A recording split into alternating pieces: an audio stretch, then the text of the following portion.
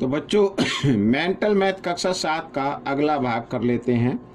मैं हूं हरी सर और आप सभी बच्चे देख रहे हैं आपका अपना YouTube channel math with Hari sir special Hindi medium के बच्चों के लिए। तो प्रश्न नंबर 21 से हम आगे करना शुरू करेंगे और आज इस सीरीज में कर रहे हैं बच्चों हम अध्याय आंकड़ों का प्रबंधन, अध्याय 3। ठीक है, आंकड़ों का प्रबंधन।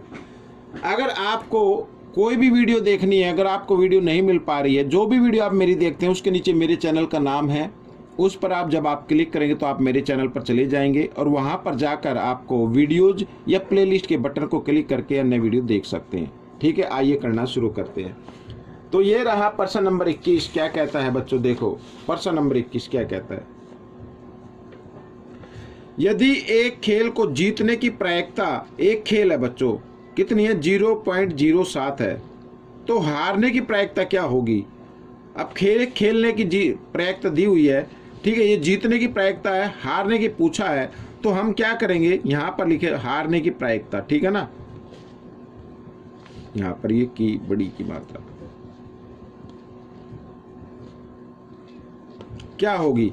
तो बच्चों आपको क्या करना है, एक खेल को, ठीक है ना, यहाँ पे एक खेल में से आपको ये घटा देना है 0.07, ये जो जीतने की प्रायिकता है इसको घटा देना है और यहाँ पे आपका आंसर आ जाएगा। अब घटाने के लिए आपको क्या करना है, अब भाई एक में दशमलव तो नहीं, दशमलव का के 0 आप लगा सकते हैं और नीचे दशमलव के नीचे दशमलव लिखना, 0 और 7 इस तरीके से आपको घटाना है। ठीक है ना, यहाँ से कहाँ से लेंगे, इधर, इधर से इधर, तो यहाँ पर होगा 10 में से 7 अगर हम घटा दे तो कितना आ जाएगा बच्चों, यहाँ पर 3 आ जाएगा और यहाँ पर कितना रह गया 9 और यहाँ पर यहाँ इस तरीके से। ठीक है, पॉइंट के नीचे पॉइंट, तो कितना आ गया 0.93।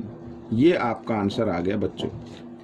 प्रश्न नंबर 22 क्या कहता है, प्रश्न नंबर 22 कहता है बच्चों कि एक पासे को एक बार उछाला जाता है तो प्रायिकता बताओ कि प्राप्त की गई संख्या। अब पासे में संख्या होती है 1, 2, 3, 4, 5, 6, ये संख्या होती है।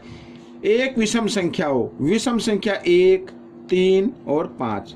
ठीक है, जो कुल नंबर होते हैं वो लिखना नीचे और विषम संख्या कितनी है, 1, 2, 3, इसको लिख 3 है तो 3 को लिख देना ऊपर।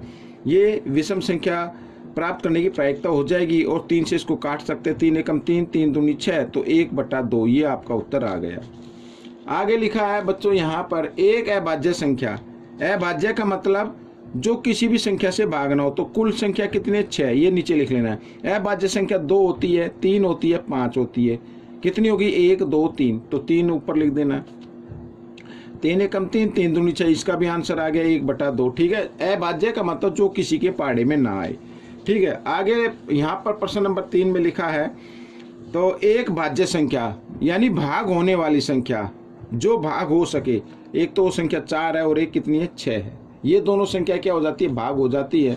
ठीक है, तो यहाँ पर कुल संख्या तो लिखेंगे नीचे और 2 संख्या ऐसी है जो भाग हो जाती है, इसको काट देना, 2 एकम 2, 2 3 6, यानी 1/3। ठीक है, अब लिखा 2 का गुणज, क्या लिखा, 2 का गुणज, 2 के पहाड़े में आता हो, 2 दूनी 4, 2 3 6, ये 3 संख्या है, एक तो ये, एक ये और एक ये, 3 संख्या हो गई, 3 लिख देना ऊपर। 2 का गुणज पूछा ना, कुल संख्या नीचे और 3 ऊपर, काट दो, 3 एकम 3, 3 दूनी 6, 1/2, ये आपका उत्तर आ गया।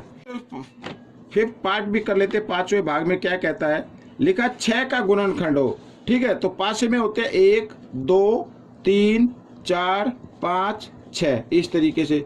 तो 6 का गुणनखंड, जो यहाँ पर 6 का 2 के पहाड़े में आएगा, 6 के में, सॉरी 3 के में आएगा, 6 के में आएगा और 1 के में भी आएगा, तो कुल संख्या लिखने नीचे।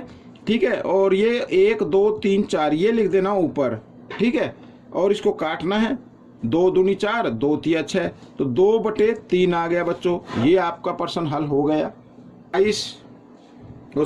छठा भाग भी है अभी। अब लिखा है यहाँ पर 6 से बड़ी संख्या, भाई पासे की संख्या लिख लेता हूं मैं इधर।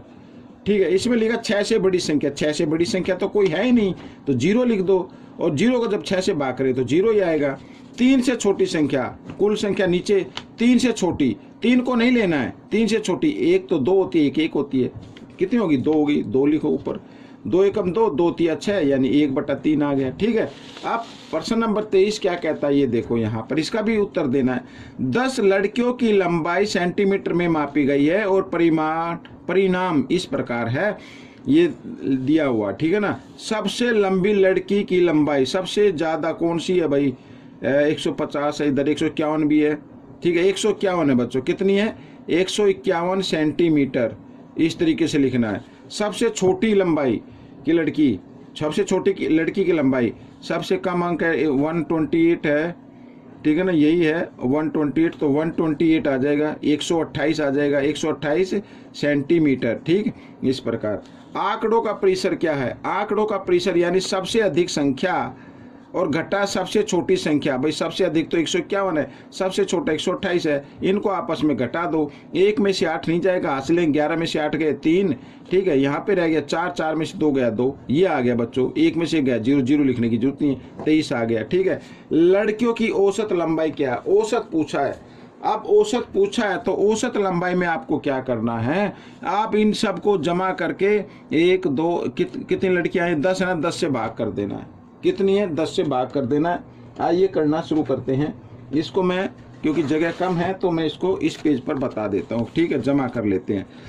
तो 135 जमा 150 जमा 139 जमा 128 जमा 151 जमा 132, ठीक है, और जमा 146 जमा 149 जमा 143 और 141 इधर कर लेते हैं, जमा 141। ठीक है, 10 हो गए ना, 1 2 3 4 5 6 7 8 9 10, 10 हो गए। आई जमा कर लेते, इकाई के अंक को जमा करते। 3 और 9 3, 12 और 6, 12 और 6 18, 18 और 2 20 और 1 21, 21 और 8 29, 29 और 9 38, 38 और 5 43 का 3 का हासिल हो गया 4। ठीक है, अब ढाई के अंक को जमा करना। 4 और 4 8, 4 3 12, 12 और 3 15, ठीक है, 15 और 5 20, 20 और 2 कितना होता है, 20 और 2 22, 22 और 3 25, 25 और 5 30, 30 और 3 33, 33 और 4 37, 37 और 4 41 का 1 का हासिल, फिर 4 आ गया। अब सैकड़े को जमा करना। 1 2 3 4 5 6 7 8 9 10 और 4 14, ये आ गया। इसको कर देना 10 से भाग। ठीक है, तो औसत आ जाएगी। क्या आ जाएगी, औसत आ जाएगी। तो यहाँ पर बच्चों क्योंकि इसमें क्या है 141 3, ठीक है, यहाँ पर 1 0 तो 1 अंक के बाद 10 लगा देंगे तो 141.3 ये सेंटीमीटर, ये औसत आ गई आपकी। ठीक है ना, तो ये आपका प्रश्न हल हो गया इस तरीके से। तो 100 यहाँ पर चाहे तो यहाँ पर लिख सकता हूँ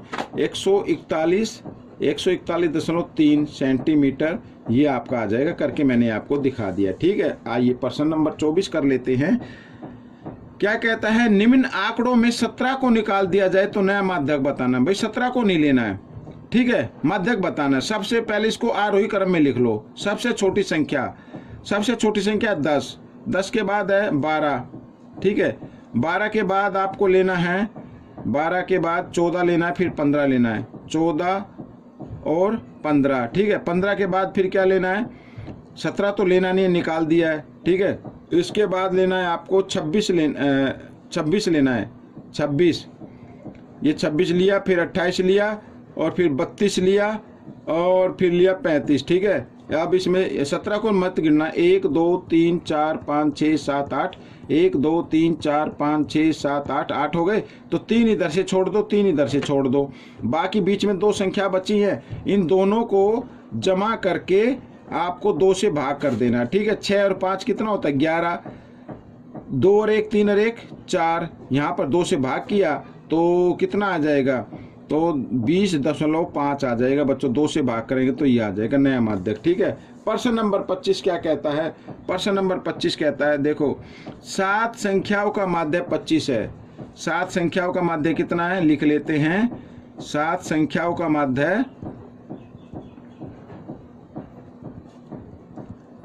7 संख्याओं का माध्यक 25 है। यदि प्रत्येक संख्या को 2 से भाग कर दिया जाए, अब यहाँ पर कोई 7 संख्या रही होंगी, ठीक है, इस तरीके से 3 4 ये ऐसे, उनको 2 से भाग कर दिया जाए तो नया माध्यक क्या होगा।